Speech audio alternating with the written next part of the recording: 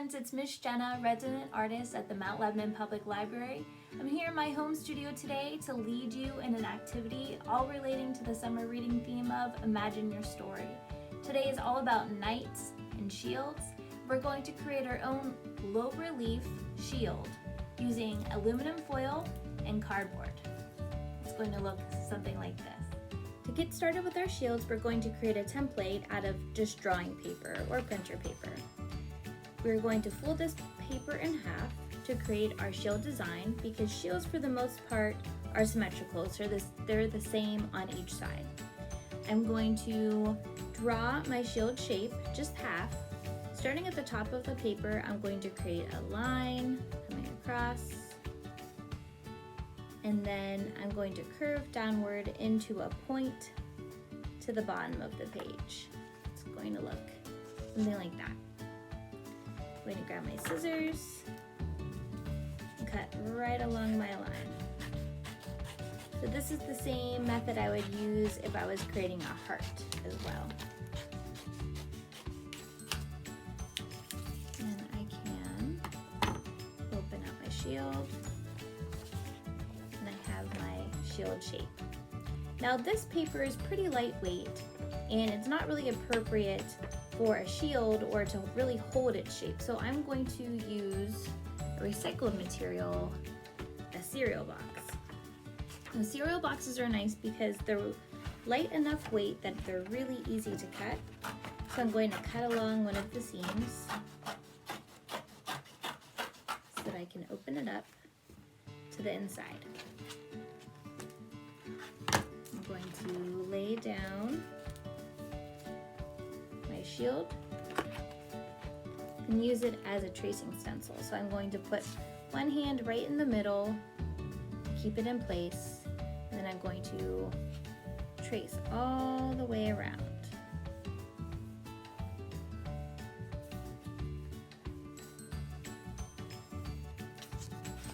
And just repeat the process cutting out your shield shape. I have my shield shape all cut out and ready to go. I'm going to turn it around and I'm going to use this side to create some sort of decoration on the front of my shield.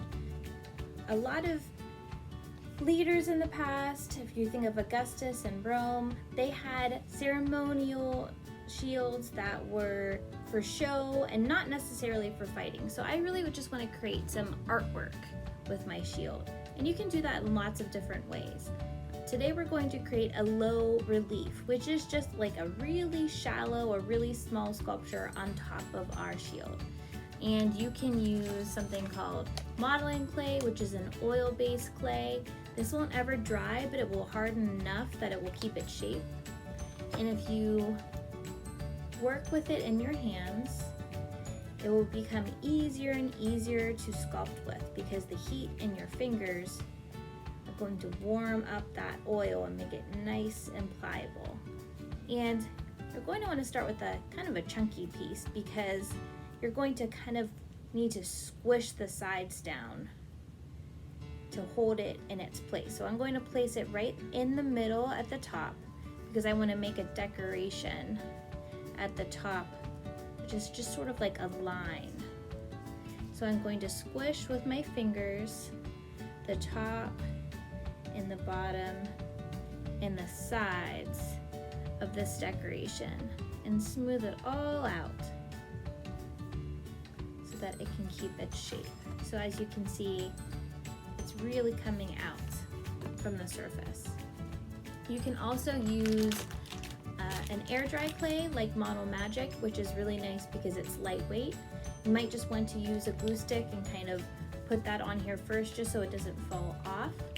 Another really nice option would be to use pipe cleaners.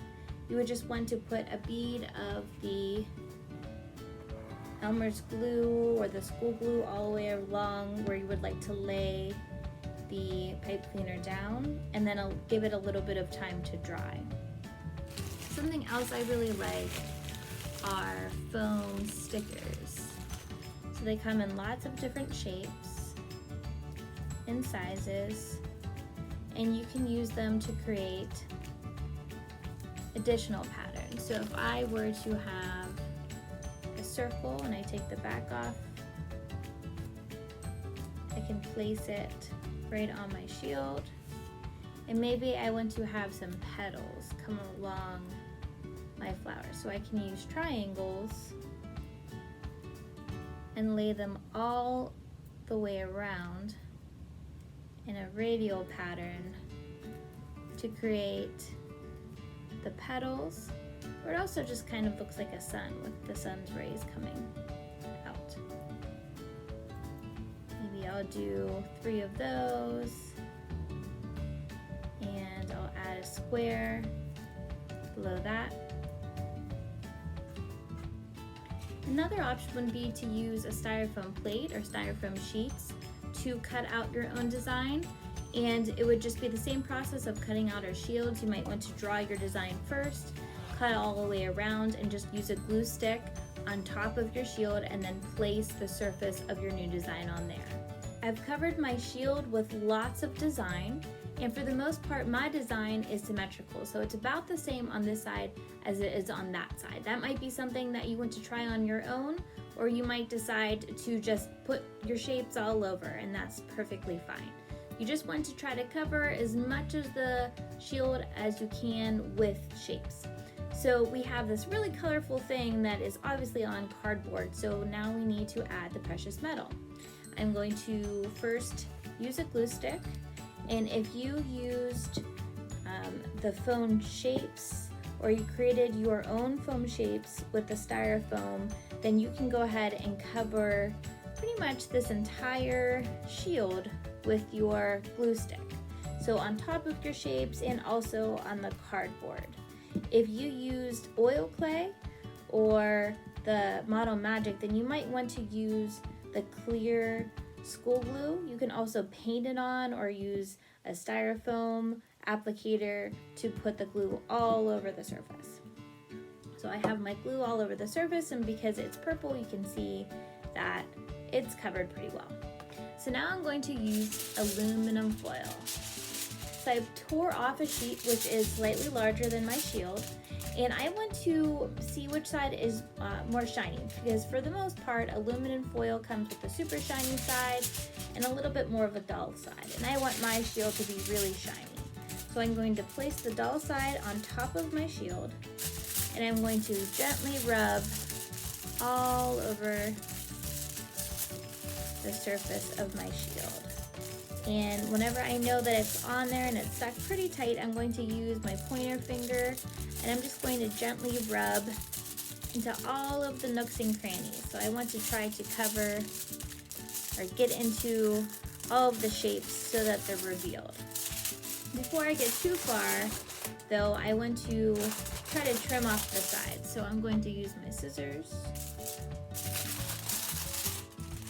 And I'm still going about an inch away from the edge,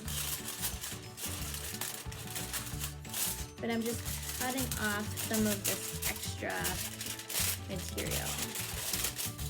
It's cut off, I'm going to turn it around to my cereal box side, and I'm going to put a little bit more glue all the way around the edge so that I can fold right over the edge.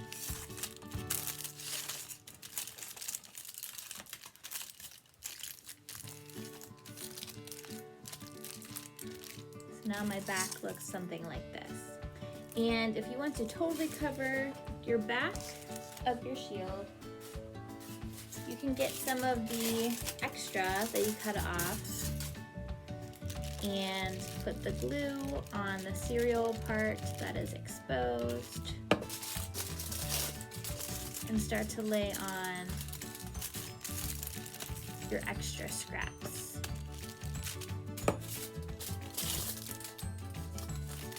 And cover up all of the old colored area.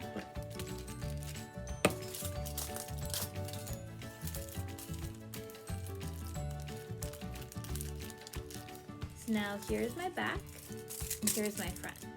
So now I want to work a little bit harder to reveal some of the shapes that I laid down onto my shield. So I'm going to get a little bit more aggressive with my rubbing.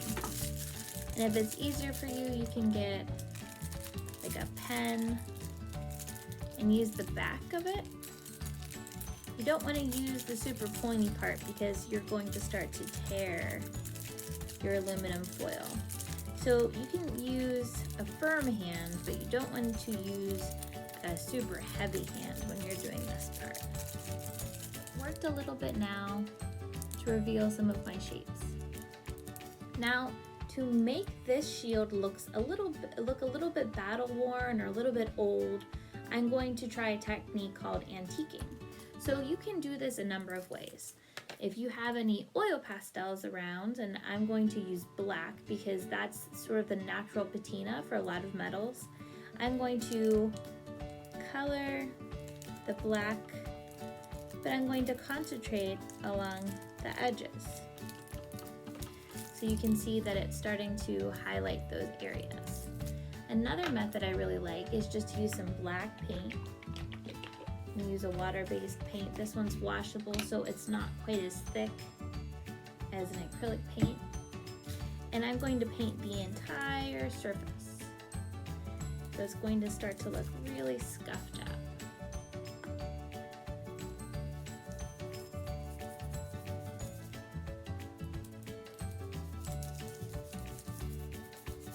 And I'll show you on this side.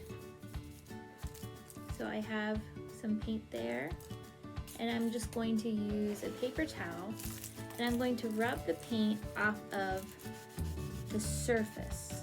So any of the parts that are really sticking up, so all of those shapes, I'm going to kind of rub the paint off from the top of the shape. So you can start to see in this area how it's starting to really define those shapes and also starting to make it look old.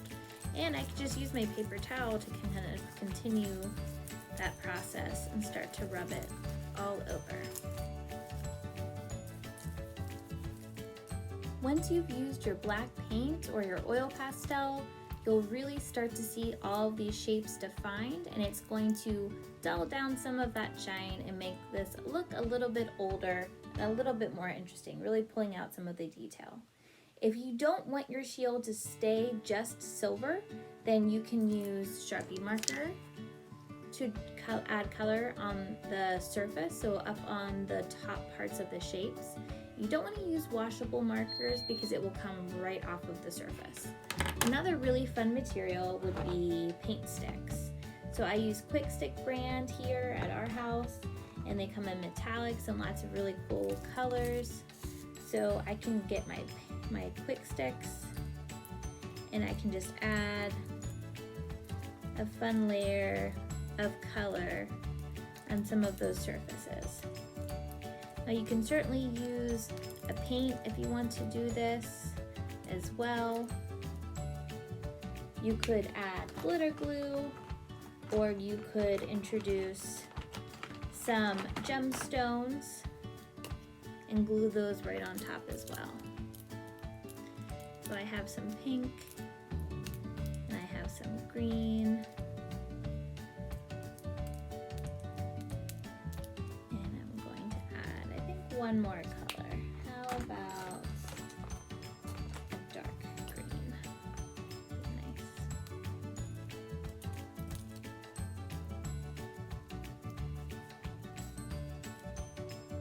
So a lot of my shapes now have a color embellishment. Don't be afraid to play with shapes and lots of different embellishments on your shields. This shield was created by a 4-year-old student, and he created a heart shape and added Sharpie marker embellishments and also put some of the sparkly stickers on the outside. You can also turn your shields into pendants, so something that you would wear around your neck. I have a triangle shaped one and a circle shaped one. So these shields you just want to make a little bit smaller, maybe about the size of your hand, and have a grown-up help you poke a hole through the center at the top, and you can just use a pen or something with more of a sharp edge to it, and then string a yarn through and you can even add beads and other embellishments to your pendants.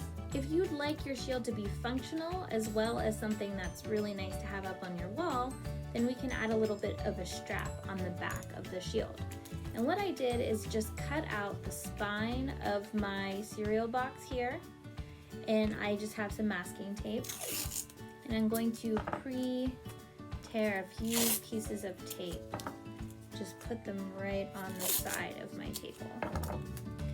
I have my shield laying down on the face, and I'm going to, let's see, test the shape of this here. The size is going to be a little bit big, so I'm going to cut some of that off.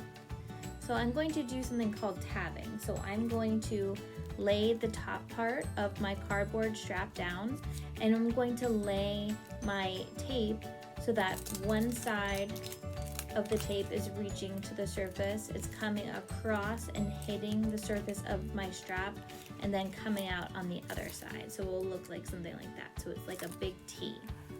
And just to make it stronger, I'm going to add at least one more. Now I'm going to kind of fold my strap up so that it's now like a little bridge. I'm going to do the same thing to the other end. I'm going to add some tabbing.